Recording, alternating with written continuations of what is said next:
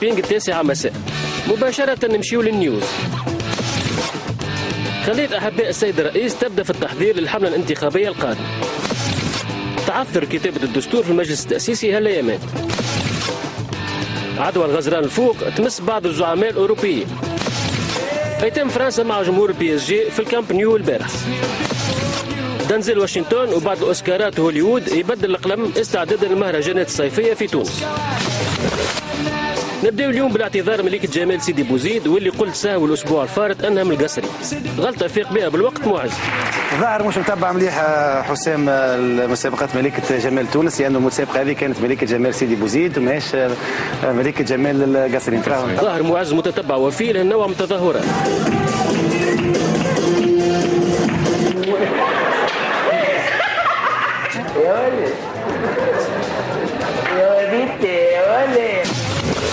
معز واللي كثر الحديث على تصرفه عند استقباله للسيد باجي قايد السبسي، واللي رأى العديد أنه كان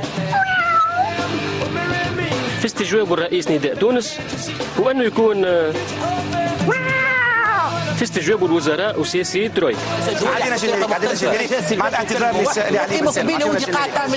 انت شخص مطلوب من العداله الانتقاليه، ولماذا الى الان لم تعتذر للشعب التونسي؟ الاخطاء اللي قمت بها واللي مستعد انك تعترف بها.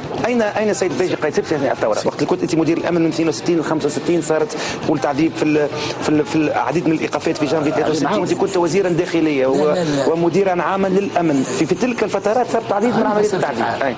بالطبيعه هذا كل ما راوش وده اقتراحي في القضيه يعني.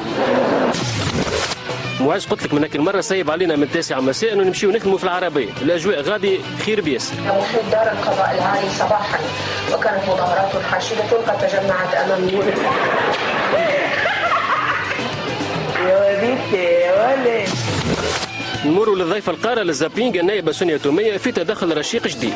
هو المعمل تاع الالمان معناتها عملوا فيه وكيل، الوكيل باع وشري روحه الارض واستقال، بعد ما استقال هو باع وشري روحه. ودنا الدكتور ده ازاي تشيلوا الطحال كويس ما فيهوش حاجه. معقوله؟ شالوا له بقى البنكرياس. تفقديه العامه في وزاره العدل باش تنصف البنايات هذا 180 راهم 180 لواحده لاثنين ل 10 ل 100. وشالوا له العمود الفقري. شالوا العمود. نختم اليوم بالحديث على الثورة وأهدافها واللي تتلخص حسب رأيي فيها الصور الجميلة.